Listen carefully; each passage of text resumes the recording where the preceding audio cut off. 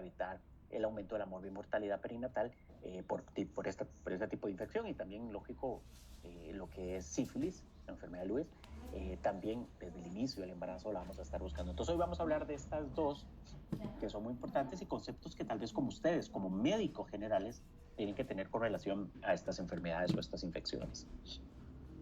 El estreptococo, bueno, es una bacteria. Es un coco gram positivo, es una bacteria que tiene la peculiaridad de que crece muy rápido. Coloniza y en menos de 24 o 48 horas ya empieza a reproducirse y puede producir bacteremia, infección y lógicamente la diseminación, falla multiorgánica y la muerte de un bebé a través de la sepsis. Y es importante porque en Costa Rica, en Estados Unidos y en muchas partes del mundo, lógico, yo creo que es la causa más frecuente de infección perinatal. Tiene una alta mortalidad si nosotros no intervenimos. Coloniza, como les decía, muy rápido al recién nacido que se contamina, lógico, en el canal del parto conforme se da el embarazo o se da el parto como tal, propiamente dicho. La suerte es que el estreptococo y estas dos bacterias, incluso me adelanto, la sífilis, con solo volverlas a ver se asustan y se mueren. Es lo que decimos nosotros siempre en las rotaciones, son bacterias muy nobles que responden muy bien al antibiótico. Entonces nosotros casi que con la profilaxis periparto o el tratamiento durante la gestación podemos erradicarlas y así, como les decía, disminuir la morbimortalidad, sobre todo fetal. Lo curioso es que de cada una de cada 3 mujeres, tiene viviendo consigo un comensal el estreptococo y generalmente lo hace en la región perianal. Y entonces es por eso que cuando el bebé pasa por el canal del parto vaginal, ¿ok? Es cuando se contamina y en los primeros días de recién nacido, en las primeras 48 horas, empieza a desarrollar signos y síntomas, lógicamente, de la enfermedad. Ahora, no solo el neonato se ve afectado, también la madre. Si la madre tiene una alta colonización por esta bacteria, puede presentar infecciones urinarias a repetición. Inclusive, la bacteria puede alcanzar la cavidad intrauterina y producir correamnionitis. Una vez en el posparto, la madre puede empezar con fiebre puerperal y en este momento sabemos que pueda tener una endometritis en caso de que si en algún momento tuvo la bacteria o se detectó durante la gestación. Si la bacteria asciende y produce una infección intramniótica, una infección intramniótica triple llamada correamnionitis, histológicamente, puede provocar el parto prematuro y el óbito también del feto.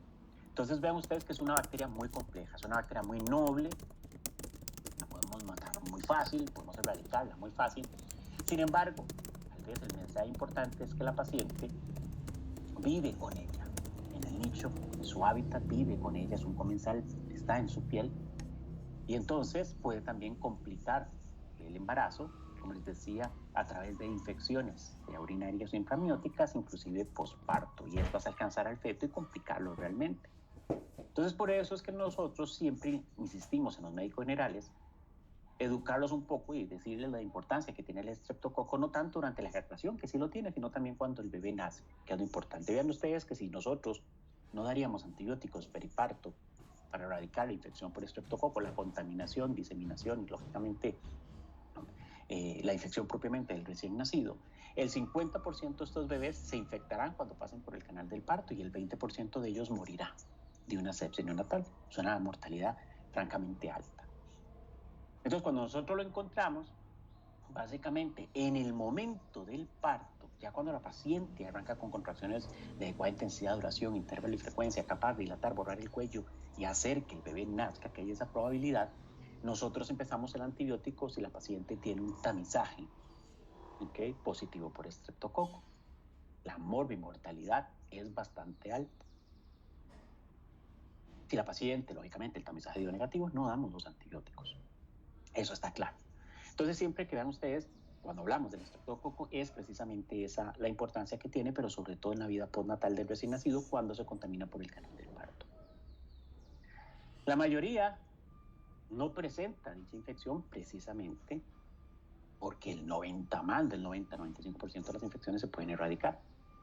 Sin embargo, si el bebé, cuando nace, se contamina, en las primeras 48 horas puede generalmente aspirar este estreptococo, producirse la bacteremia, diseminación, sepsis y sobre todo los órganos muy importantes, las meninges y las neumonías, son las manifestaciones más frecuentes.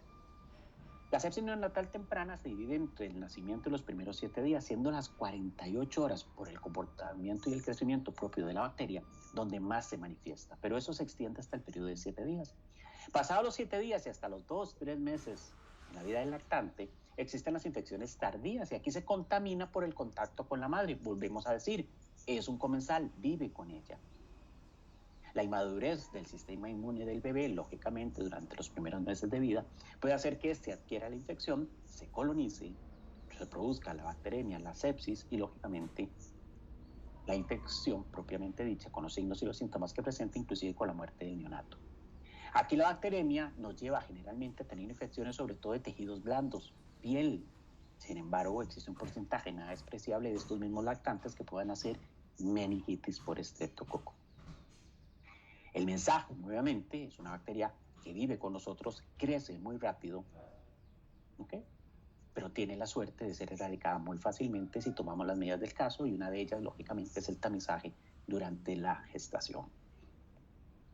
¿Qué otros factores de riesgo hacen que esta infección potencialice la mortalidad del recién nacido? Bueno, que este recién nacido sea prematuro.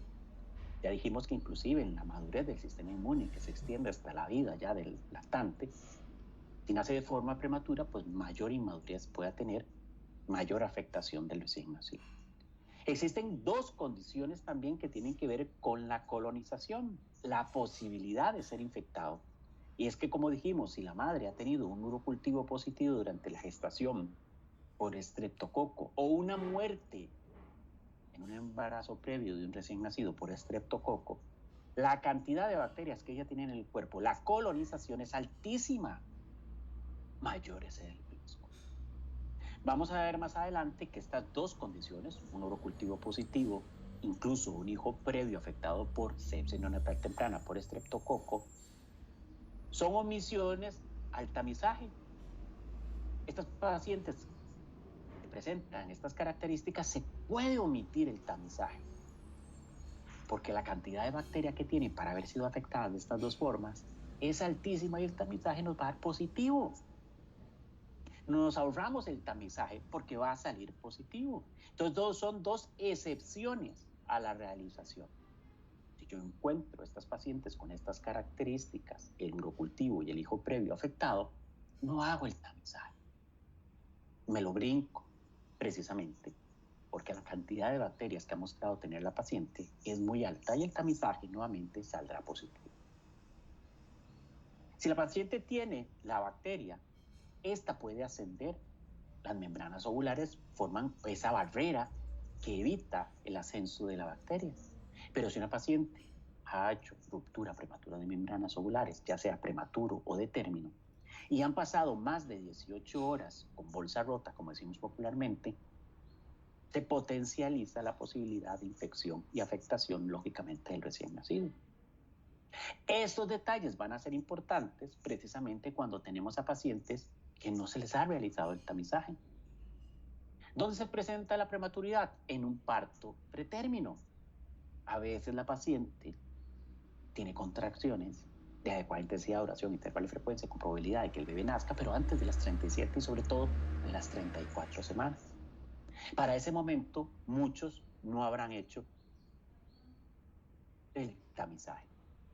La ruptura prematura de membranas generalmente se puede ver de forma prematura, antes de las 37 semanas y sobre todo después de las 34 semanas. Sí, te escucho.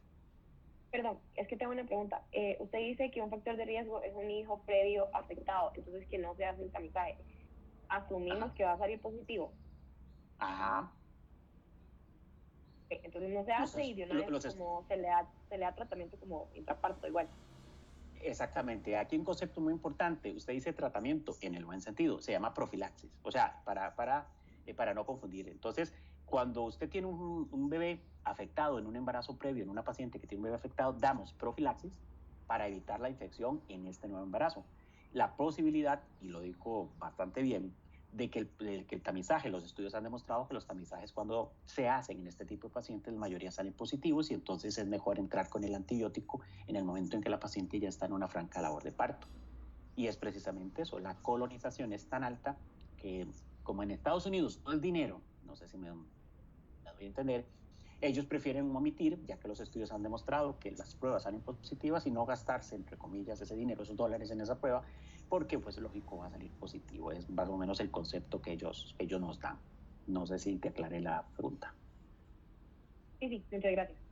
Ok, perfecto. Entonces, si ya el hijo previo estuvo afectado, Ajá. recibió tratamiento profiláctico antes de la labor, igual se le tiene que dar durante la labor. No te entendí. Ok, vamos a ver si entiendo el concepto. Le llega a ustedes esta señora. Ok. Bueno, vamos a poner aquí, digamos, vamos a agregar lo que es prematuro. Ok. Entonces esta señora cursa hoy con su segundo embarazo. Tuvo un parto prematuro de un recién nacido vivo, pero con muerte neonatal temprana, ok, por estreptococo grupo B, o estuvo internado muchos días porque adquirió la infección. Esa señora se le hizo el tamizaje en el embarazo previo. Salió positivo y la profilaxis posiblemente no funcionó como uno hubiera deseado o no recibió profilaxis. Entonces, el bebé anterior se murió o estuvo afectado por estreptococo. Eso nos dice que la colonización de esta paciente es muy alta, tiene muchas bacterias, que inclusive si recibió tratamiento, el tratamiento fue insuficiente para poder ayudarle al hijo previo. En este embarazo en el que está actualmente, tengo que realizarle el tamizaje, pero si ella nos cuenta lo que pasó en el embarazo previo, cuando llegue el momento de realizarlo, lo omito y le digo, señora, cuando usted arranque en labor de parto, tenga contracciones que dilaten y borren el cuello, yo tengo que empezar con la profilaxis. ¿Por qué? Porque su colonización es tan alta que puede ser incluso que el antibiótico no pueda erradicar completamente el estreptococo y este nuevo hijo pueda o tenga la posibilidad de salir nuevamente afectado, al igual que el anterior. No sé si expliqué el concepto.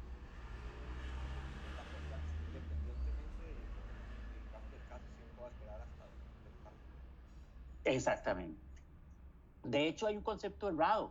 Muchos pacientes en ocasiones se les hace el tamizaje por estreptococo, ahorita vamos a ver en qué momento se hace, y cuando sale positivo ese tamizaje, muchos médicos deciden tratar a la paciente sin estar en labor de parto.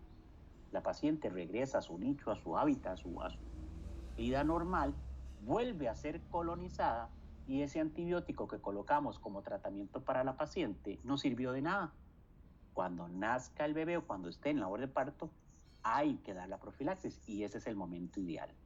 ¿Ok? Entonces, este es el concepto. A ver, la señora viene y llega al control prenatal con ustedes.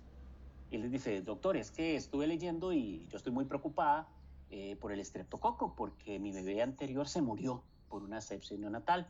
Y hoy es la cita en donde ustedes me tienen que hacer esa pruebita, ese cultivo rectovaginal, así se llama. Y usted le dice, no se preocupe, madrecita, no se lo voy a hacer. Pero ¿cómo, doctor? No me lo va a hacer si mi hijo murió en el embarazo previo, después del parto, en la primera semana, precisamente por una infección severa por este germen. Y usted le dice, es que posiblemente la prueba no salga positiva. Lo que sí yo voy a poner en la tarjeta de control prenatal, o si nos vemos durante la labor de parto, es empezar el antibiótico independientemente de si se le hizo o no. Entonces yo empiezo con la profilaxis. Entonces eso es lo importante, que ustedes sepan que se puede omitir y posiblemente si lo hacen les sale positivo. Vamos a la parte económica nuevamente. ¿Para qué vamos a hacer una prueba si va a salir generalmente positiva? Lo demuestran los estudios cuando los pacientes tienen estos ascendentes. Entonces, de una vez, cuando empieza a abrir el cuello, tiene 4 o 5 centímetros, empezamos con el tratamiento precisamente, con la profilaxis, por estreptococo y evitar, lógicamente, la contaminación del bebé y el desarrollo de la infección. ¿Ok? Entonces, ustedes son parte importante, muy importante, de la prevención por muerte neonatal temprana debido a una sepsis por estreptococo. Porque ustedes en los EVAIS van a hacer, cuando sean médicos generales o médicos generales en general, sea público o privado, el tamizaje. Y ustedes van a colocar en la tarjeta de control prenatal el resultado. Cuando la paciente llega al hospital, yo como ginecólogo leo que ustedes lo apuntaron y si no está, le pregunto a la mamá. El cultivo es rectovaginal. Agarro un aplicador, meto 1 o 2 centímetros por vagina e introduzco 1 o 2 centímetros por recto. Primero vagina y después recto y lo mando a cultivar. Entonces la señora no se le va a olvidar eso, con todo el respeto. La señora va a decir, madrecita, era un aplicador que se pone en el recto. Ah, sí, doctor, sí, ni me diga, ya me acuerdo, sí, me lo hicieron. ¿Y cómo salió? Bueno, no me han dicho, o el doctor me dijo que negativo o positivo. Yo leo en la tarjeta de control prenatal, lo busco en el expediente electrónico precisamente donde aparece el resultado. E inmediatamente coloco antibióticos.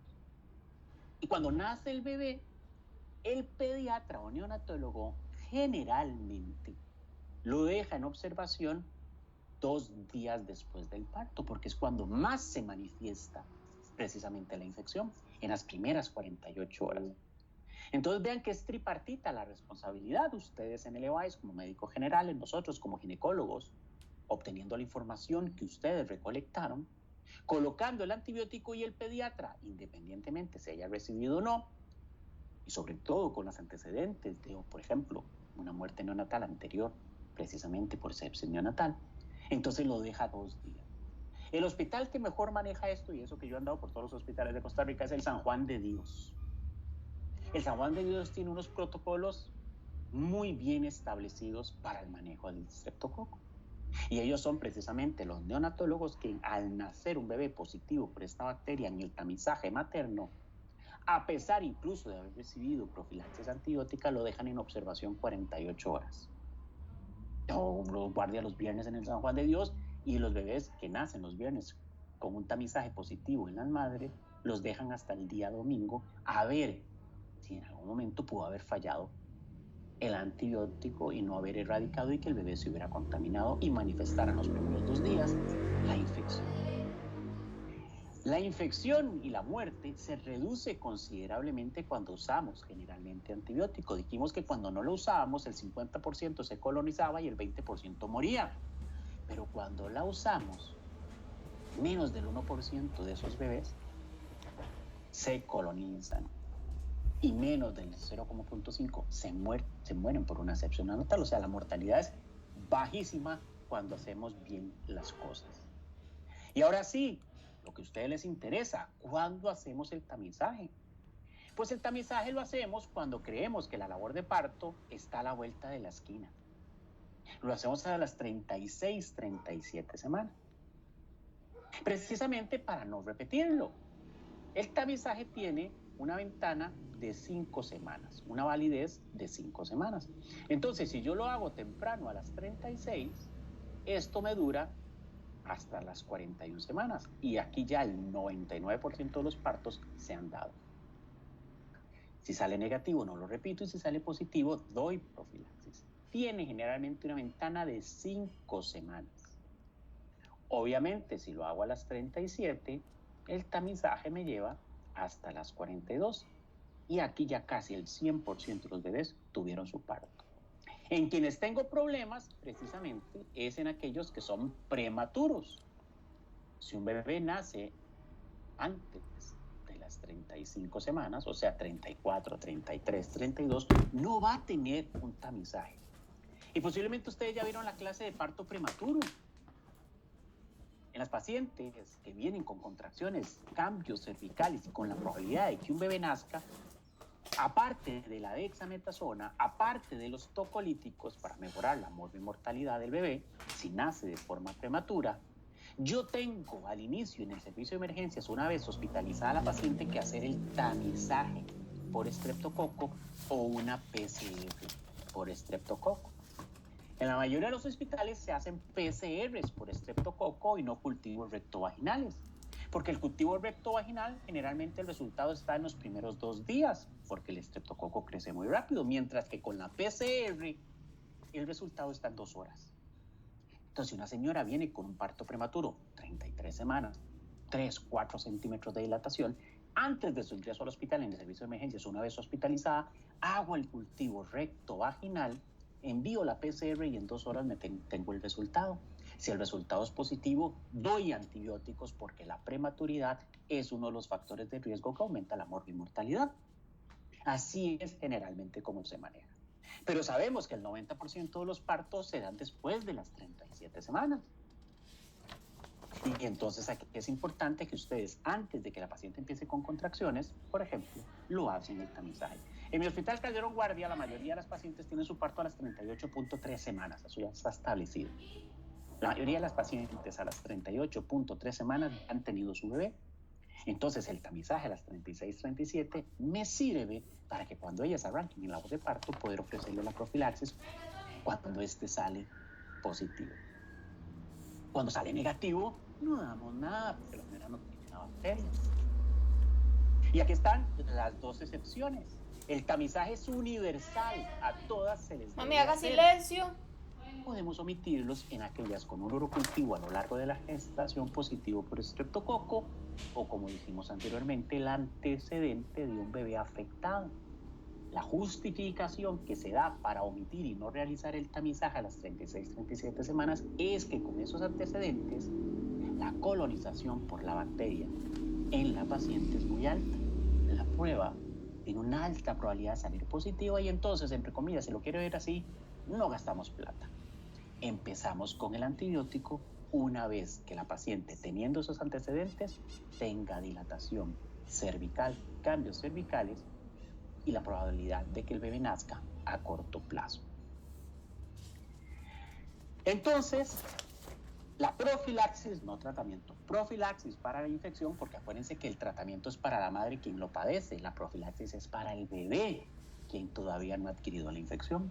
Entonces, la profilaxis es para el bebé a través de la madre antes de que nazca, como vehículo la utilizo.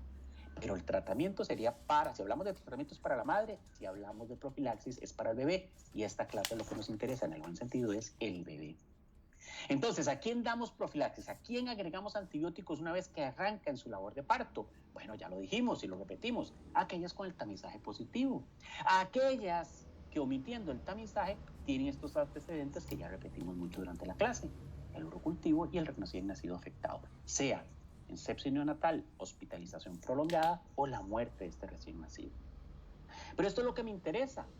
Muchas pacientes, por ejemplo, menores o iguales a 35 semanas, o porque el médico general, siendo mayor a 36 semanas, no hizo su trabajo de manera adecuada, o se le olvidó esta clase y no se acordó de ella, ¿ok? No le hizo el tamizaje. No tiene o no se le realizó. Y a esto le llamamos tamizaje desconocido. ¿Daríamos antibiótico? Sí, y solo si la paciente tiene menos de 37 semanas. O que tenga ruptura prematura de membranas mayor a 18 semanas. Aunque la paciente no tenga esto, si durante la labor de parto hace fiebre intraparto, empezamos el antibiótico. Pero para eso dijimos, tenemos la PCR. La PCR, el resultado está en menos de 2 horas y podemos confirmar la presencia o no de la bacteria e iniciar el antibiótico, aunque no tenga todo lo demás.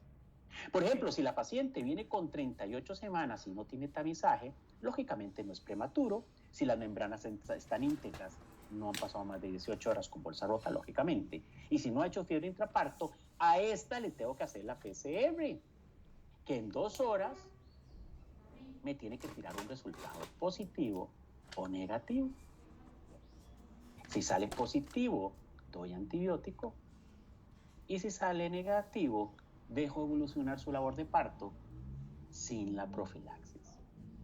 De hecho, nosotros generalmente, cuando vamos para una cesárea, incluso un parto, siempre el neonatólogo nos pregunta, ¿tamizaje por estreptococo? ¿En quiénes? Precisamente en estas, que sin contar con estas características, su estado es desconocido. Y entonces ahí, si nosotros le decimos el resultado de la PCR, si se la hicimos, pues él lógicamente toma una decisión. Pero si la paciente llegó en una labor avanzada de más de 37 semanas, 38, 39, 40 y no tiene tamizaje, es el pediatra quien incluso en ocasiones después de nacido el bebé coloca antibiótico o lo deja en observación 48 horas al menos. Entonces ustedes van a tener varios escenarios. Espero que el único sea tamizaje positivo y negativo porque hicieron bien su trabajo. Pero si lamentablemente se les olvidó, lo omitieron, no lo realizaron y la paciente nos llega en labor de parto, la obligación de nosotros es darle profilaxis según las características que dijimos anteriormente. O si por el contrario, la paciente tiene menos de 35 semanas, pues haríamos obviamente la PCR o empezaríamos con antibiótico inmediatamente. Sí, te escucho. Digamos, si cumple con algunas de esas características, digamos que tiene una ruptura prematura de membranas de ya más de 18 horas, igual tengo que hacer la PCR. Empiezo con No, profilaxis. usted empieza con antibiótico de una vez. ¿Por qué? Te voy a poner escenarios. Es que yo no sé si ustedes ya vieron ruptura prematura de membranas ovulares pretérmino, ¿ok? Existen dos clasificaciones, entre comillas. Si es menos de 34, que se llama alejada del término, o si tiene más de 34, ¿ok? Que se llama cercana al término. Si una paciente te viene con una ruptura prematura de membranas cercana del término, o sea, más de 34 semanas o entre 34 y 37, uno es prematuro. Con solo esa indicación, yo llego y le coloco la profilaxis. ¿Por qué? Porque en estas pacientes generalmente nosotros inducimos la labor de parto. No tiene sentido por el riesgo de una infección dar manejo expectante como si lo damos antes de las 34 semanas, porque hay que colocar aquí glucocorticoides de dexametasona para madurar los pulmones. En estas pacientes con rupturas prematuras alejadas del término, como la idea es prolongar el embarazo, llevarlo lo más cerca de las 34 y sobre todo a las 37, yo aquí hago el cultivo recto vaginal porque tengo tiempo, ¿ok? O hago la PCR porque tengo tiempo. Y dependiendo del resultado, suspendo o continúo el tratamiento en caso de que la paciente avance con contracciones y haya probabilidad de que nazca. Ambas pacientes, ¿ok? Tienen, si sale positivo o sale indeterminado o desconocido, la necesidad de tratamiento, profilaxis, por la inmadurez. Solo que los escenarios cambian. Si la paciente tiene una ruptura alejada del término, está indicada la inducción de la labor de parto, no me espero no una PCR y mucho menos a un cultivo rectovaginal que tarda 2 horas porque tengo que provocarle dolores y tengo que hacer que ese bebé nazca precisamente por el riesgo de infección, no solo de estreptococcus, sino de otra bacteria que puede ascender por la vagina y la bolsa loca.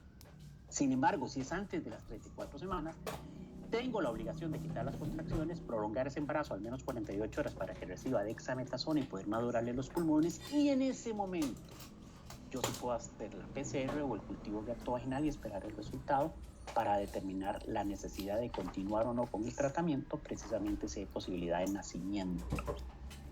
No sé si te expliqué, si me expliqué, me dio a entender.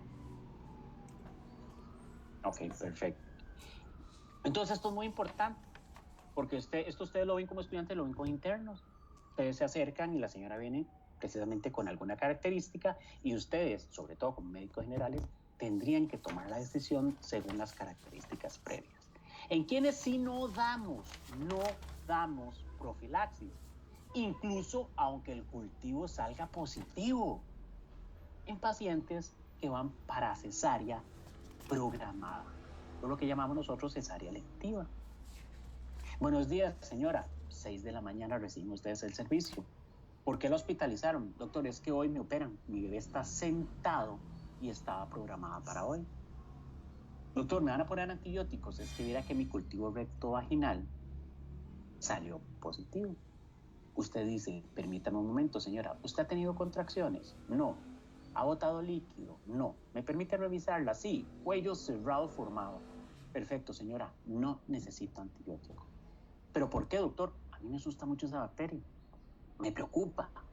Porque su bebé no va a pasar por el canal del parto y las membranas están íntegras y no ha tenido dilatación cervical, como que haya una posibilidad de que la bacteria haya ascendido. Por lo tanto, no le vamos a dar. Situación contraria es una señora en donde usted le pregunta a las 4 de la tarde recibiendo la guardia. Entonces, señora, ¿por qué la hospitalizaron, doctor? Es que tuve contracciones, tengo 3 centímetros y mi bebé está sentado. Y el doctor me dice que como tengo más de 39 semanas, posiblemente me operen. Usted revisa y le dice, vea, doña María, veo que tiene el estreptococo positivo. Ok, antes de la cesárea tengo que ponerle el antibiótico, precisamente para que su bebé no se contamine por la bacteria. Y doña María le dice a usted, doctor, pero yo leí ahí en Wikipedia que si terminaba en cesárea no necesitaba ponerme el antibiótico. Usted le dice, sí, yo le entiendo, doña María, pero ya el pellito se abrió, ya usted tiene 3 centímetros. No hay posibilidades de que la bacteria ascendiera. Y aunque el bebé no vaya a pasar entre sus piernas, pudo haber tenido una infección ascendente y salir afectado. Entonces es mejor ponerle el antibiótico. Entonces las cesáreas a las cuales nosotros no colocamos antibióticos son aquellas en donde no existe la posibilidad de contaminación. Que el bebé no solo no pase por las piernas de la paciente, entre comillas, entre las piernas de la paciente, sino que no haya roto membranas y que el cuello esté cerrado. Aunque la señora vaya cesárea y tuvo ruptura o dilatación cervical, sí hay que colocarle la profilaxis, aunque vaya a salir vía alta. Vean ustedes que el medicamento que nosotros usamos es la penicilina. El primer medicamento antibiótico, uno de los más viejos, ¿okay? Ese funciona, 5 millones de unidades STAT, y después 2.4 unidades, precisamente cada 4 horas. Pero como la gente, el anillo beta-lactámico más puro en la penicilina, lógico, puede hacer una reacción alérgica, ¿verdad? Entonces nosotros generalmente utilizamos ampicilina, que también conserva en este principio ese anillo beta-lactámico, pero tal vez menos puro como tal. La ampicilina, un beta-lactámico sintético, generalmente es el que más utilizamos. Colocamos 2 gramos STAT de carga o de bolo y 1 gramo cada 4 horas. Aquí se cumple la regla de los 4. Tiene el antibiótico que estar circulando en la madre al menos 4 horas antes del nacimiento.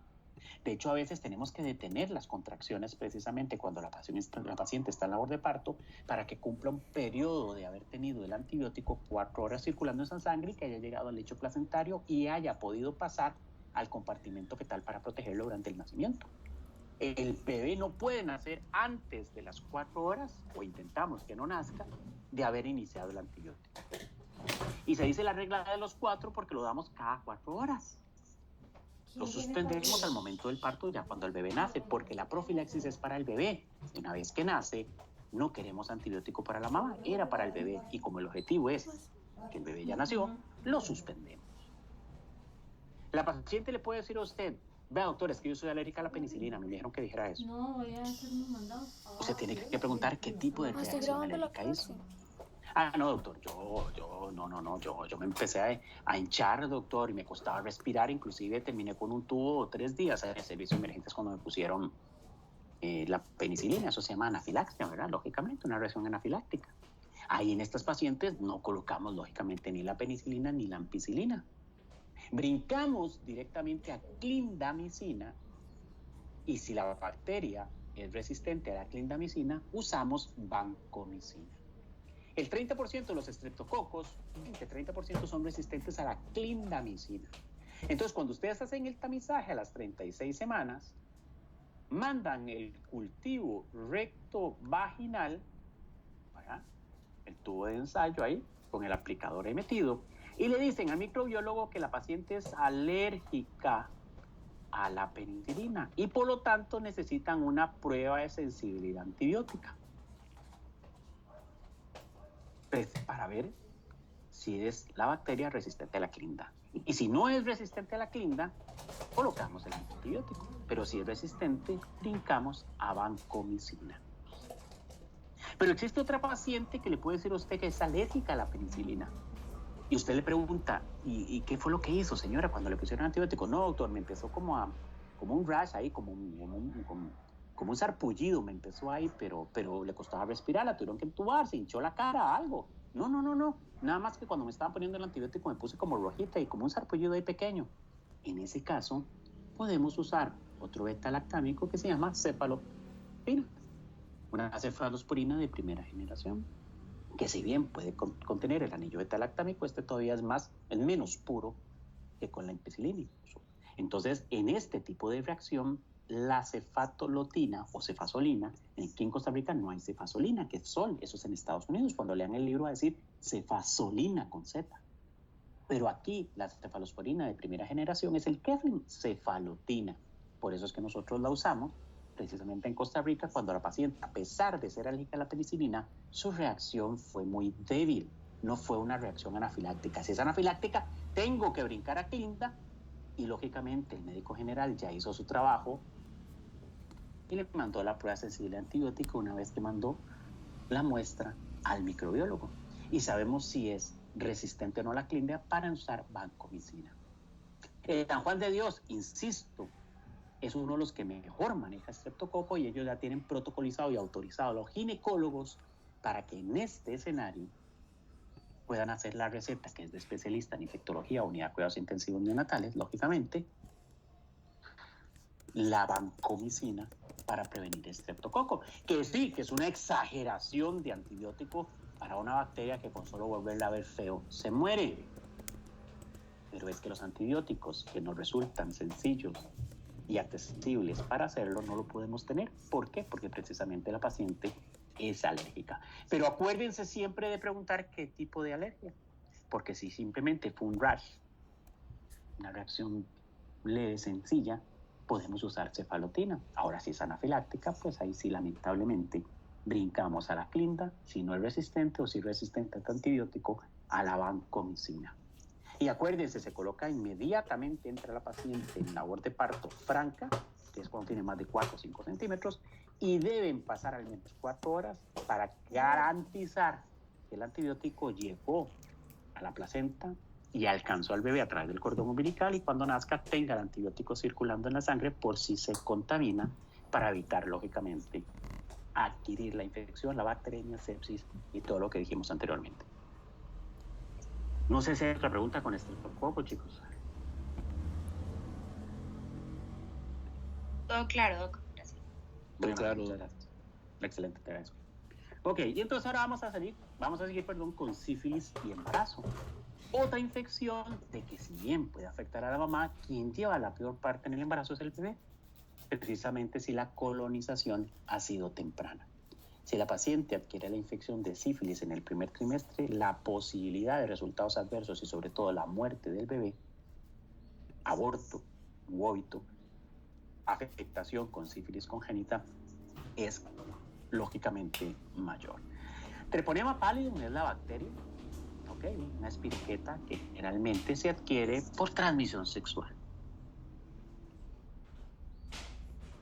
Factores de riesgo asociados: el consumo de drogas, la migración, el desempleo, que tienen un efecto indirecto porque muchas de estas pacientes, por desgracia, son más promiscuas o se fomenta, por desgracia, en condiciones de pobreza, la prostitución.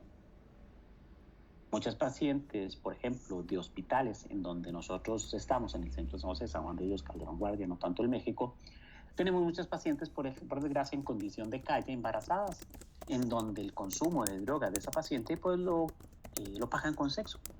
Y entonces la posibilidad de una enfermedad de transmisión sexual es altísima, inclusive en las zonas fronterizas, tanto en Nicaragua como Panamá, pero sobre todo en Nicaragua, se da, lógico, la prostitución y lamentablemente esto puede llegar a afectar a la paciente y lógicamente a su bebé. Otros factores que se ven asociados pero que tampoco son tan causales o tan directamente relacionados, bueno, que una madre sea soltera o que una paciente sea soltera, bueno, sabemos que entre comillas estos pacientes pues pueden tener generalmente encuentros de fin de semana, relaciones sexuales con parejas no conocidas, ocasionales, y eso pues pueda tener también un riesgo de adquirir la infección. El bajo nivel educativo: lamentablemente nosotros, por ejemplo, tuvimos una paciente en Sarapiquí que llegó al hospital de Heredia en el segundo trimestre con sífilis, se le dio tratamiento y a las 33, 34 semanas, cuando llegó por una amenaza de parto pretérmino, tenía otra vez la infección. Pensamos que el tratamiento había fallado, pero como igual que en el estreptococo, aquí la infección o el treponema se muere con solo volverlo a ver, es altamente efectivo con la penicilina, precisamente también con el mismo antibiótico. Empezamos a indagar un poco la historia clínica y era una muchachita de 18 años, podríamos decir adolescente, cuando quedó embarazada. Su pareja era mucho mayor que ella y durante la gestación ella no quería tener relaciones sexuales con su esposo, le daba miedo, era lógico, y entonces pues, le dio permiso de tener relaciones extramaritales, sobre todo en un burdel, en un prostíbulo que había ahí por el pueblo. Y entonces el muchachito pues la infectó y él posiblemente no se curó, nunca tuvo algún síntoma y después la reinfectó en alguna relación que tuvo ya en el embarazo, ¿cómo es que se llama?, más avanzado. Entonces vean cómo lamentablemente pues en bajo nivel educativo, ¿okay? Pues o una relación de poder, digamos, relación impropia puede en ocasiones producir o perpetuar la infección en este caso. El dispositivo intrauterino no es que una T de cobre, una Mirena, pues den, ¿cómo es que se llama?, sífilis, a quien se la pone, no es eso. Es que generalmente las pacientes cuando se habla de anticoncepción piensan lógicamente en las ventajas para no tener hijos. Sin embargo, existe también la despreocupación por las enfermedades de transmisión sexual. Entonces, están planificando con pastillas o sobre todo con el DIU, que es altamente efectivo por mucho tiempo, y la Mirena también, se olvidan de protegerle en esos encuentros ocasionales, entre comillas, de fin de semana con un hombre desconocido a una mujer desconocida y posteriormente la transmisión como vector de la infección. Y esto se ha visto mayormente asociado en pacientes que usan este tipo de dispositivo. Pero definitivamente sabemos que es una enfermedad de transmisión sexual que, si bien en Latinoamérica la prevalencia, gracias a Dios, o inclusive los nuevos casos que se dan por año son muy bajos, seguimos persiguiendo la infección en cada uno de los trimestres precisamente por las repercusiones que puede tener en el bebé. Vamos a ver más adelante que muchas de estas infecciones, por desgracia ya adquiridas anteriormente, son asintomáticas. Y muchas veces la paciente, pues lógicamente al no desarrollar síntomas, la única manera de encontrarla es a través de las serologías o los exámenes que nosotros hacemos. En comparación con Europa, incluso la prevalencia es mucho mayor. Lo único que nos gana, pues lógicamente, es África como tal. Esta es una encuesta que se hizo en Estados Unidos hace mucho tiempo y vean ustedes cómo factores de riesgo asociados, otra enfermedad de transmisión sexual, promiscuidad, más de un compañero sexual, tener relaciones sexuales alcoholizada o drogada, aquí hablamos de mujeres, lógicamente, o un compañero sexual anónimo, esos encuentros, como les digo, de fin de semana sin protección, que por desgracia pueda que se adquiera la infección. Pero definitivamente algo en lo cual nosotros sí podemos incidir en el pronóstico de este bebé y lógicamente de la mamá es a través del control prenatal. La ausencia de control prenatal desde el punto de vista obstétrico es el principal factor de riesgo para adquirir la infección y lógicamente la complicación posterior, porque nosotros desde la primera cita ya tuvieron que haber visto control prenatal, tamizamos por infecciones. El VDRL es una de las pruebas que hacemos precisamente en la primera cita de control prenatal para ver si la paciente es portadora de sífilis. Y esta prueba la repetimos a las 28 semanas y periparto. En la caja el protocolo es que se establece 3 veces durante la gestación. Por eso es que al no tener control prenatal se convierte en un problema para nosotros, precisamente porque cuando ya queremos hacer algo es muy tarde, sobre todo para el bebé. A la paciente durante el control prenatal hay que educarla, evitar comportamientos de riesgo y el uso de preservativo estando embarazada generalmente. La abstenencia durante la gestación puede ser un método para evitar la infección, sin embargo, pues esto es idílico, ¿verdad? Esto es muy difícil, pero la abstenencia sería lo ideal. Esa es la parte que le toca a la paciente. La parte que nos toca a nosotros es precisamente durante el control prenatal hacer tamizajes continuos. En Estados Unidos se hace un tamizaje nada más en la primera cita de control prenatal y solo si la paciente es de alto riesgo se repite a las 28 semanas y periparto. En la caja estableció entre comillas que todas las pacientes eran de alto riesgo. ¿Por qué? Porque hacemos 3 tamizajes. Al inicio del embarazo, en la primera cita, a las 28 semanas, independientemente de esos factores de riesgo, y periparto. Repetimos después de las 36 semanas otra vez el VDRL, garantizando así que estos pues lógicamente salgan negativos y que la paciente no ha tenido, por lo menos durante esta gestación, la infección. Otra situación en donde nosotros usamos el VDRL es cuando tenemos un óbito fetal, una muerte fetal después de las 20 semanas. En ocasiones puede ser por sífilis. Entonces es parte de un panel de exámenes que generalmente hacemos. Sin embargo, gracias a Dios, las muertes fetales e intraútero son muy bajas, entonces rara vez utilizamos esta prueba en ese escenario. Sin embargo, si lo tienen, es una de las que hay que mandar. En resumen, al inicio, a las 28 y al final periparto se hace el tamizaje. Ya ustedes saben mejor que yo de esto. Se transmite sexualmente. De hecho, con el primer encuentro sexual ya usted tiene un 30 o un 50% de haber contraído la infección. Eso sí, a diferencia del estreptococo, que era vertical, la transmisión hacia el bebé cuando nacía por el canal del parto, aquí la transmisión es horizontal. La espiroqueta, el treponema, alcanza la circulación materna, llega al espacio intervelloso, produce perivellositis, inflamación, infección de la placenta, y esta alcanza al bebé a través del cordón umbilical. A esto le llamamos transmisión horizontal. Hasta 3 meses puede tener el periodo de incubación. Sin embargo, sabemos que 21 días en promedio ya la paciente puede presentar los síntomas. Digo síntomas, no tanto síntomas, el signo tal vez. La paciente llega y le dice a usted que tiene una úlcera genital, que tiene una característica de bordes elevados, es limpia, pero algo muy importante es que no duele, es indolora, que es muy característico de la sífilis y que la diferencia de otras úlceras o de otros chancros. Si la paciente no recibe tratamiento, el 25% de ella incluso va a entrar en lo que se llama sífilis temprana y sífilis primaria y secundaria. La sífilis temprana es precisamente donde está el conjunto de síntomas y signos. En la primaria tenemos ese chancro indoloro, como ya dijimos, de bordes regulares, limpio, que incluso puede tener una linfadenopatía lógicamente inguinal. Si la paciente no se da tratamiento, pasa a sífilis temprana secundaria. Y aquí, ¿qué es lo que tenemos? Precisamente característico el rash maculopapular palmoplantar. La diseminación hematógena de la bacteria puede producir ese rash, pero lo que es característico de la sífilis es que ese rash abarca también las palmas y las plantas de los pies, las palmas de las manos y las plantas de los pies. Eso transcurre en un periodo de los primeros 6 meses hasta que los síntomas completamente desaparecen y la paciente pasa a una sífilis secundaria.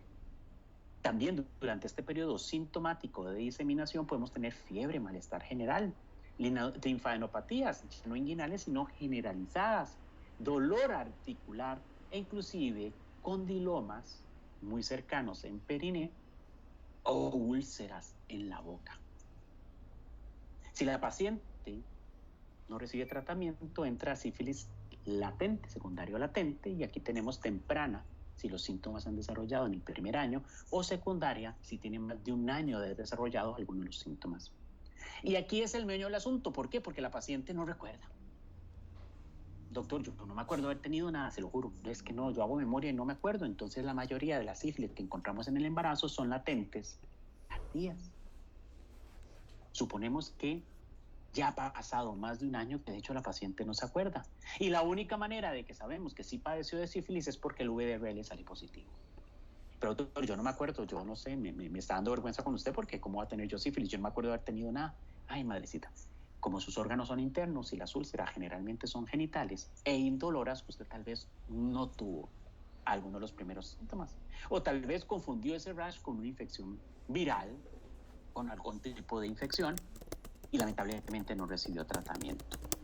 Sin embargo, la prueba en sangre, el VDRL, me sale positivo. Y eso lo que me dice es que usted puede tener sífilis. Lógicamente tengo que confirmarlo buscando los anticuerpos en sangre, el FTABS que hacemos generalmente en la caja. La sífilis latente tardía de más de un año es la que más frecuentemente encontramos en el embarazo, precisamente porque los síntomas pasaron hace mucho tiempo y la paciente no recuerda, o damos el beneficio de la duda de que al no sugerirnos haber tenido algún síntoma, ya pasó más de un año. Y esto es importante precisamente, como vamos a ver más adelante, por el tratamiento. Todo lo que dice temprano en el embarazo recibe una inyección de penicilina. Todo lo que dice tardío en el embarazo recibe 3 inyecciones. Entonces aquí nosotros damos el beneficio de la duda.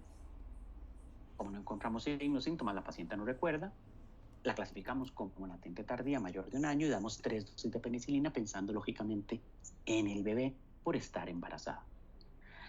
Si lamentablemente esta latente no recibe tratamiento, la paciente entra a la sífilis tardía, el 30 al 40% de ellas donde ya presenta lesiones líticas a nivel de mucosa y hueso. El goma sifilítico precisamente, en donde ya la lesión es cística, destruye lítica. Y la podemos ver sobre todo en paladar, en cara, en boca. Generalmente estas pacientes pueden tener no solo las lesiones cutáneas, sino también lesiones cardiovasculares como dilatación de la aórtica y lógicamente regurgitación de la válvula aórtica. Podemos tener un aneurisma y sobre todo neurosífilis, el famoso tabes dorsales que se caracteriza por parestesias, incluso ya en estados finales, la demencia. Esto es historia de la medicina, porque la sífilis, el treponema, al igual que el estreptococo, se erradica muy fácilmente y muchas pacientes, inclusive que pudieron haber adquirido fuera del embarazo sífilis, se toman algún antibiótico y este antibiótico, sobre todo los betalactámicos, cura la infección. Entonces, muy rara vez nosotros vemos esto. Por eso es que cuando vemos una sífilis congénita o cuando vemos sífilis generalmente en manifestaciones tardías, generalmente son sujetos a reportes de casos clínicos en revistas internacionales para hacernos recordar que todavía existe esta infección. Muy raro ver también las pupilas de Argyll-Robertson. Estas son pupilas que no responden a la luz, no son reactivas a la luz, que es un signo patognomónico de la sífilis, pero sobre todo la sífilis tardía, ya avanzada. Esto generalmente muy rara vez se ve, ¿okay? Pero bueno, también hay que tenerlo presente, sobre todo en pacientes en donde sospechamos, como diagnóstico diferencial, la infección en este hallazgo. Entonces hacemos un resumen. Temprana, primaria o secundaria es en el momento en que se presentan los síntomas. En la primaria el chancro, la nefatitis inguinal, y en la secundaria el rash maculopapular, plantar, las fiebres, las mialgias, los condilomas planos y linfadenopatía generalizadas. Si no recibe tratamiento, la paciente entra en esa fase de sífilis latente, que puede ser temprana si tiene menos de 1 año, tardía, esta última donde encontramos la mayoría de las pacientes embarazadas. Son asintomáticas. Diagnosticamos la infección precisamente porque las pruebas serológicas nos dan positivas. La tardía, como decimos en resumen, muy rara vez la van a ver. El goma sifilítico, la enfermedad cardiovascular y la neurosífilis es la característica precisamente en este periodo. ¿Cómo se hacía antes el diagnóstico? Bueno, si tenemos el chancro, tomamos una muestra y a través del campo oscuro vemos cómo el treponema es fluorescente, se llama prueba de campo oscuro. Sin embargo, como le decimos, y sobre todo en el embarazo, rara vez tenemos la posibilidad de tomar una muestra. Y entonces encontramos que la paciente padece de sífilis a través de las pruebas serológicas. Y aquí buscamos pruebas que sean muy sensibles, que aunque haya posibilidad de un falso positivo, no se nos escapen esas pacientes, precisamente porque están embarazadas. Y aquí hacemos la prueba no treponémica, inespecíficas, pero altamente sensibles. Captamos sífilis y tal vez otras patologías que dan un resultado falso positivo, pero esa es la idea, que no se nos escapen. Y usamos el VDRL. Lo usamos de tamizaje e inclusive de seguimiento, porque cuando la paciente recibe su tratamiento, las diluciones se vuelven cero, el VDRL se vuelve no reactivo. Nos sirve para tamizaje y posteriormente seguimiento de la paciente si se curó o no. Las diluciones van a ser 1 en 2, 1 en 4, 8, 16, 32, etcétera, etcétera, etcétera. Las diluciones están relacionadas directamente con la actividad de la bacteria y la infección. Por lo tanto, más de 1 en 32 nos dice precisamente que la paciente tiene sífilis, incluso en ausencia de una prueba confirmatoria. Los falsos positivos, las huellas inmunológicas por sífilis tardía son 1 en 2, 1 en 4, 1 en 8. Rara vez supera 1 en 32. En estas pacientes con esos valores podemos omitir la prueba. Pero si tenemos que hacer la prueba confirmatoria, sigue siendo los anticuerpos contra treponema, el FTABS, los anticuerpos fluorescentes contra treponema. Y aquí ya diagnosticamos o confirmamos la presencia de la infección. Sin embargo, esta prueba no nos sirve para seguimiento, porque como son anticuerpos siempre van a salir positivos. Entonces, por eso es que en Costa Rica el tamizaje se hace primero con el VDRL y si sale positivo, se confirma con el FTABS. La única manera de omitir la prueba confirmatoria es si el VDRL es mayor a 1 en 32, mayor o igual a 1 en 32. Como esta prueba se relaciona con la actividad de la infección de la bacteria, el FTA posiblemente no salga positivos. Volvemos a lo mismo del estreptococo. Hay ciertas características que hacen muy probable que las pruebas confirmatorias salgan positivas. Y entonces nos ahorramos las pruebas confirmatorias para dar tratamiento de forma oportuna y disminuir las complicaciones que pueda tener la paciente. Entonces, vean esta señora, una paciente que llegó al Calderón Guardia, 1 en 256. No había que hacer treponema confirmatorio, el FATBS, bueno, el médico lo hizo, salió positivo, lógicamente. Sin embargo, el VDRL, lo podemos tener muy rápido, mientras que los anticuerpos tienen que ser llevados a una clínica de segundo nivel o a un hospital. Entonces la paciente pierde tiempo. Por eso, generalmente, cuando está mayor o igual a 1 en 32, tratamos sin prueba confirmatoria. No perder tiempo porque hay un bebé en medio. Esta es otra del hospital de Nicoya referida al Calderón Guardia. 1 en 512. No había que perder tiempo haciendo los anticuerpos fluorescentes contra treponema. Pues la doctora la hizo, perdió 1 semana o 10 días esperando el resultado hasta que decidió enviar a la paciente. Ya el bebé, pues lógicamente estaba afectado. Perdimos la ventana de oportunidad con esas diluciones de evitar la transmisión horizontal transplacentaria de la bacteria. Entonces, cuando tengan mayor o igual a 1 en 32, no la envíen la prueba. Por favor, chicos, si están en un pueblo, en una región alejada, pues lógicamente lo que tienen que hacer ustedes es tratar inmediatamente a la paciente. Entonces, es una paciente del hospital de Heredia, en donde nos sale 1 en 64, 1 en 32, ya hubiéramos tratado, igual perdieron tiempo, hicieron el FTABS y salió positivo. Esta paciente había que tratarla inmediatamente porque era mayor o igual a 1 en 32. Como les digo, las pruebas confirmatorias se hacen cuando hay duda, 1 en 2, 1 en 4, 1 en 8, 1 en 16, ese es como el margen. Ya 1 en 32 podemos ver y tratar, vemos la prueba y tratamos inmediatamente porque la seguridad es que precisamente el FTABS, la prueba confirmatoria, nos va a salir positiva. Cuando yo doy tratamiento, el seguimiento establece el CDC en Estados Unidos es de 6 a 12 meses si la sífilis es temprana, primaria o secundaria. Si es latente o tardía, de 12 a 24 meses. ¿Cómo sé yo que la paciente se curó? Porque disminuyen en 2 las diluciones o el número dividido entre 4 me dice que el tratamiento fue efectivo. Por ejemplo, si la paciente tenía 1 en 64, que es este caso, bajan 2 diluciones, 1 en 32, y baja otra dilución, 1 en 16. O 64 dividido entre 4,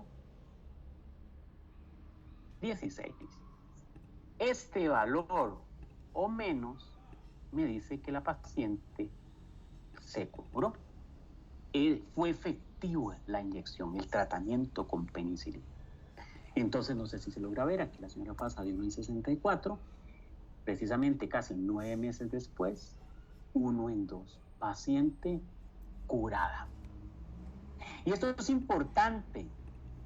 La caja, porque nosotros aquí en Costa Rica somos diferentes, somos especiales, ¿verdad? Entonces no nos guiamos por la literatura internacional, dice que el tamizaje se realiza en la embarazada de 3 a 6 meses después de haber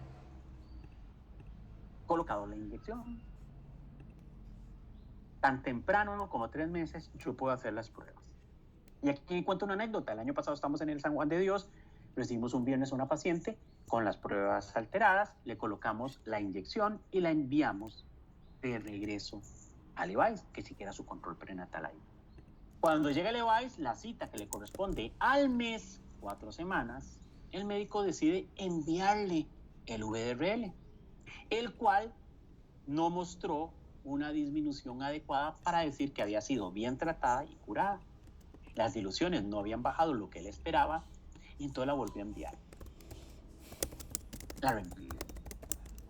El pecado no fuese, el pecado es que un médico ginecólogo en emergencias valora el caso y le pone la inyección, las 3 inyecciones otra vez a la señora.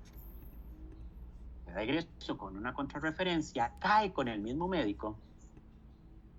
El médico nuevamente, un periodo de 1 mes, 2 meses desde la primera inyección, desde las primeras tratamientos, y vuelve a ver que las diluciones no bajan lo que él esperaba y que tenía como cierto.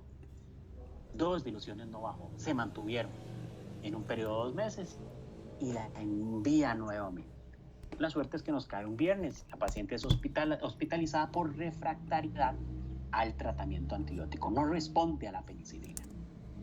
La señora, con todo el respeto, perdón la expresión, harta de las inyecciones, porque no solo duele un montón, sino que son 3 por la sífilis latente tardía, dice que no se quiere inyectar. Ella está cansada. Y nosotros dijimos, tiene usted toda la razón, señora. A lo mucho, estas pruebas tienen que haberse hecho en un periodo de 3 a 6 meses y no mensual desde el primer tratamiento. Se le dio egreso con una epicrisis subrayada, con fluorescente amarillo, diciéndole al médico que por favor dejara de tamizar a la paciente. Y que si lo hiciera, se guiara por los protocolos institucionales o lógicamente internacionales. El error más frecuente es creer que con la primera inyección la paciente se va a curar. Las diluciones van a caer inmediatamente y se requiere al menos en la temprana, primaria o secundaria, al menos de 6 a 12 meses para obtener el 100% de los resultados en curación. Y cuando es latente, sobre todo tardía, ese periodo se extiende a 24 meses incluso para saber que la paciente se curó. Entonces, nuevamente, nosotros podemos dar tratamiento sin confirmación cuando el VDR supera 1 en 32. En los demás, la idea es hacer la prueba confirmatoria, pero sobre todo los resultados negativos se esperan después de un tiempo bastante prudente, hablando incluso en promedio de 1 año. ¿Y qué nos preocupa? La sífilis congénita, esa que se adquiere incluso desde muy temprano en el embarazo, donde hay mayor riesgo, sobre todo en el primer y segundo trimestre, para la transmisión hacia el feto y los resultados adversos. La sífilis temprana, donde hay precisamente síntomas, la replicación, la diseminación de la bacteria, es el periodo donde más frecuentemente se afecta el bebé. Incluso veamos ustedes que en la latente, sobre todo en la tardía, muy pocos bebés se ven afectados. Eso sí, si no hacemos nada, 1 de cada 3 bebés puede fallecer precisamente en el vientre materno, óbito, por culpa de sífilis. Por eso es que siempre perseguimos esta infección y la tratamos. La sífilis generalmente viene vía hematógena, llega, alcanza el espacio intervelloso, coloniza las vellosidades coriónicas, las inflama, produce una reacción inflamatoria importante, inclusive hemorragias, hematomas, y uno de los primeros signos que nosotros vemos a nivel feto es precisamente la placentomegalia, el engrosamiento, la hinchazón de la placenta con zonas hipoecoicas que pueden corresponder a inflamación y lógicamente hematomas, sangrados. Una vez que la placenta se coloniza, alcanza el cordón umbilical y ustedes saben que la vena umbilical es la que lleva la sangre hacia el feto y la vena umbilical entra al hígado. El 60-70% de la sangre se queda en hígado y solamente el 20-30% va hacia el foramen oval y se disemina generalmente o irriga toda la parte del cuerpo. ¿Qué quiero decir con esto? Que generalmente cuando la sífilis alcanza la circulación fetal, empieza a haber una afectación hepática. El feto puede presentar hepatomegalia, inflamación producto de la infección de este órgano. Y ustedes recordarán que en el feto el hígado es un órgano hematopoyético, sobre todo en los primeros 2 trimestres o en la primera mitad del embarazo. Por lo tanto, una afectación hepática disminuye precisamente la concentración de hemoglobina, la producción de la misma y de otras proteínas como factores de coagulación, lógico, y también albúmina. Y cuando disminuyen estas proteínas en sangre, disminuye la presión oncótica y eso produce en el bebé edema y se manifiesta precisamente por ascitis. Vean ustedes acá, este es el abdomen del bebé, aquí podría estar el cordón umbilical, vean los órganos pélvicos, los órganos abdominales y vean ascitis. Como el bebé puede producir disminución en la presión oncótica, la sangre se encuentra muy diluida. Por lo tanto, empezamos a tener un alto gasto cardíaco. Esa sangre poco viscosa, diluida, hace que el corazón lata generalmente más rápido, no solo por la consistencia de la sangre, sino también por la disminución en la eritropoyesis. Necesita cumplir con las demandas de oxígeno de los demás órganos. Y como el riñón tiene que filtrar todo lo que el corazón le envíe obligatoriamente, sabemos que el bebé empieza a producir mayor cantidad de orina precisamente por aumento en la tasa de filtración, producto de este gasto cardíaco. Y ustedes ya saben a estas alturas, el líquido amniótico depende en gran medida después de las 20 semanas de la orina del feto. Entonces el feto empieza a ser polidrámico hasta que lamentablemente fallece. Si logra sobrellevar la infección, el feto va a empezar a desaparecer todos estos hallazgos también de forma secuencial. El líquido se empieza a reducir, se empieza a perder la ascitis, el hidrops, la hinchazón que tiene el bebé y posteriormente se desinflama, lógicamente, la placenta. No obstante, el treponema también puede llegar a otros órganos como cerebro y producir alteración, sobre todo a nivel de los drenos del líquido cefalorraquídeo, puede tener incluso ventriculomegalia. Esto sin contar todas las manifestaciones cutáneas también que puede tener precisamente de la infección. Y entonces la sífilis congénita se divide en temprana o tardía. La temprana cuando todos estos hallazgos los vemos intraútero cuando el bebé nace, por eso se llama congénita, cuando nace. Aquí, como les decía, lesiones cutáneas, rinitis sifilítica, hepatomegalia, hepatoesplenomegalia, ictericia, anemia, linfadenopatías o incluso la afectación ocular, corioretinitis.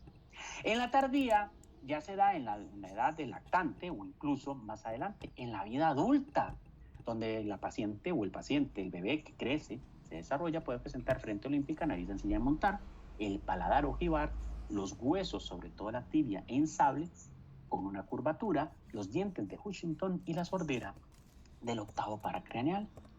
Este fue un bebé que nació en el Calderón Guardia con sífilis congénita. Vean ustedes, muerto, es un óbito. Vean las lesiones cutáneas que tenía el bebé producto de la sífilis. Ven incluso la circunferencia abdominal producto de la citis y la hepatosplenomegalia. Y vean ustedes ictericia. Una madre que era salvadoreña, había ingresado al país por su situación migrante, no había empezado control prenatal, hasta que logró hacerlo y cuando se le hizo el primer ultrasonido vimos hidrops. El hidrops fetal es precisamente el edema generalizado, lo que en el adulto equivale a anasarca. Pues es hidrops y lamentablemente ya el bebé había fallecido. La rinitis sifilítica se presenta en los primeros 3 meses de vida, pero sobre todo generalmente entre los 15 y 2 meses. El bebé empieza con una rinorrea franca, rica en treponema. Los mocos que tiene el bebé son ricos en treponema, se cultivan y aparece y ahí la espiroqueta. Vean ustedes, nariz sencilla de montar, tibias en sable, la frente olímpica, los dientes de Huntington con esta muesca generalmente, que se presenta más avanzada la herida, porque la infección, la vida más avanzada, ¿por qué? Porque los bebés nacen sin dientes, ¿verdad? Entonces no los vemos así como cuando nacen, ¿verdad? Hasta que ya empiezan a desarrollar y aparecen propiamente dicho. La nariz, la frente olímpica y lógicamente la corioretinitis. Muchos de estos bebés que obtuvieron sífilis no nos damos cuenta hasta en la escuela cuando tienen problemas de aprendizaje, sobre todo por la dificultad para oír, la sordera, generalmente que se puede descubrir o encontrar tan tarde como los 8 o 10 años de edad. ¿Y cuál es el tratamiento de la sífilis? Depende de la clasificación. Todo lo que dice temprano, se le da una sola inyección de penicilina, 2.4 millones intramuscular, en la nalga, en el glúteo.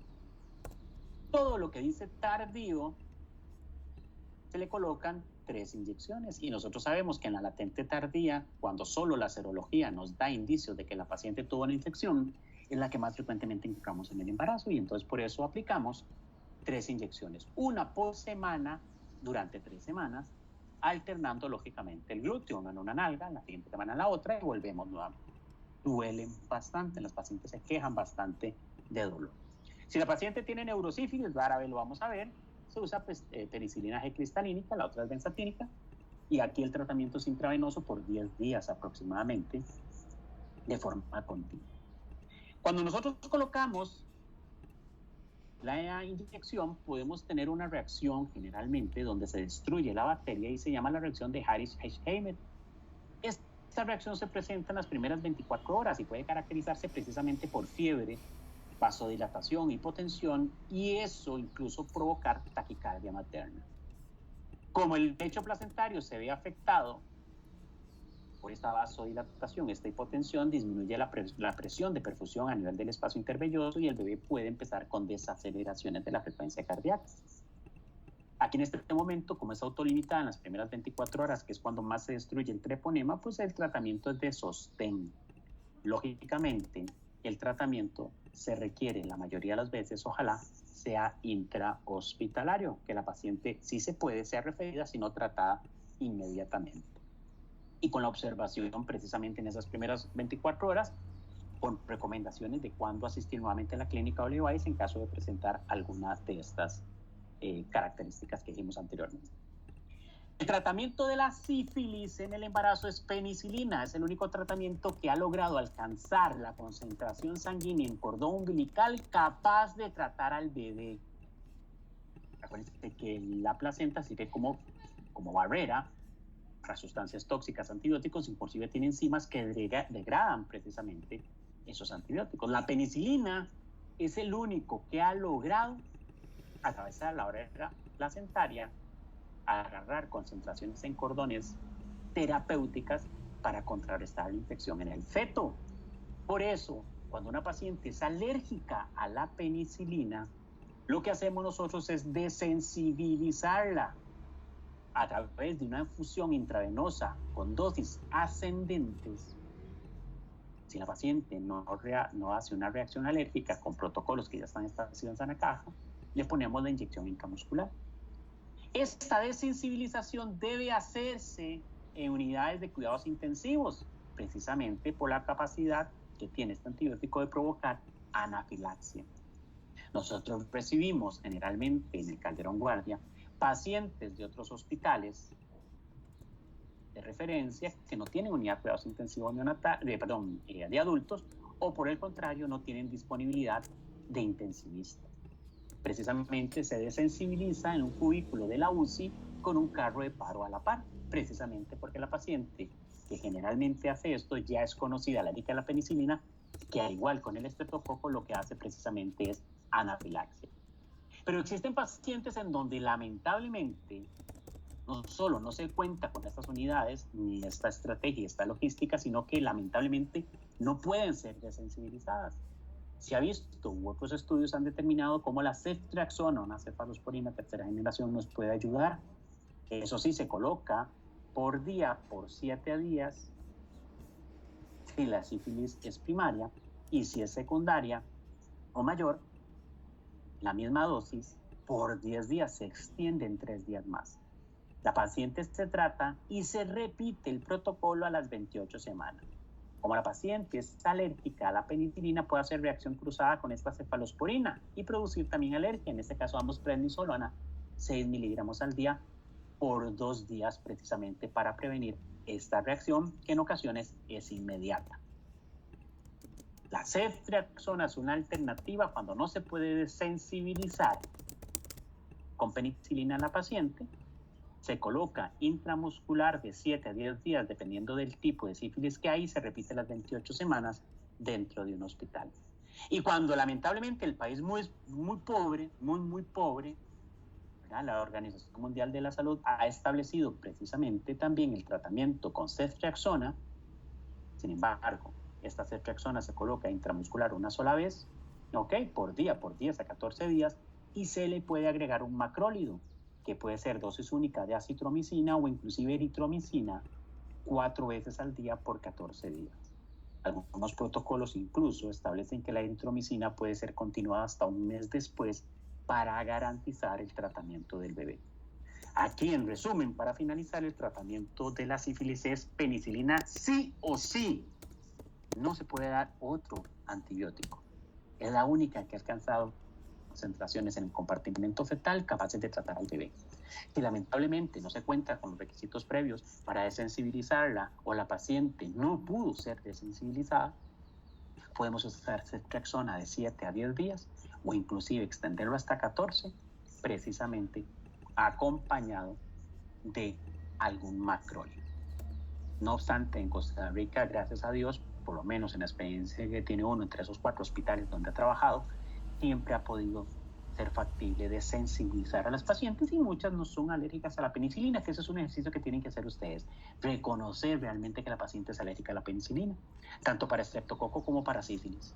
Las pacientes a veces lo único que le dicen a uno es que no, yo cuando era pequeña me llevaron al hospital de niños por una faringoamigdalitis, me pusieron penicilina y me empecé a brotar, nada más. Pero estuvo intubada usted, señora. Tuvo una unidad de cuidados intensivos, hizo un shock anafiláctico, le costó respirar. No, nada más que me puse como rojita y me broté. Muchas veces, inclusive con una faringoamigdalitis, esa reacción precisamente es por la destrucción del estreptococo o la reacción inflamatoria con la lisis de la bacteria que la paciente pues siente ese malestar. No son alérgicas a la penicilina, realmente, son muy pocas las pacientes que son alérgicas. Finalizamos, chicos, no sé si hay alguna pregunta con relación a los temas. Doctor, una consulta. Todo claro. Muy amable, muchas gracias, contame. Entonces, cuando, digamos, para enviar el VDRL para sífilis de nuevo es a partir de los 6 meses, antes de eso no. Después de que se... No debería. Ok, no se debería.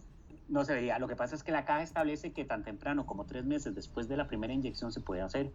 Entonces, mi consejo es, si se guían con la caja y están trabajando en la caja, pues el protocolo dice el primer control de 3 a 6 meses.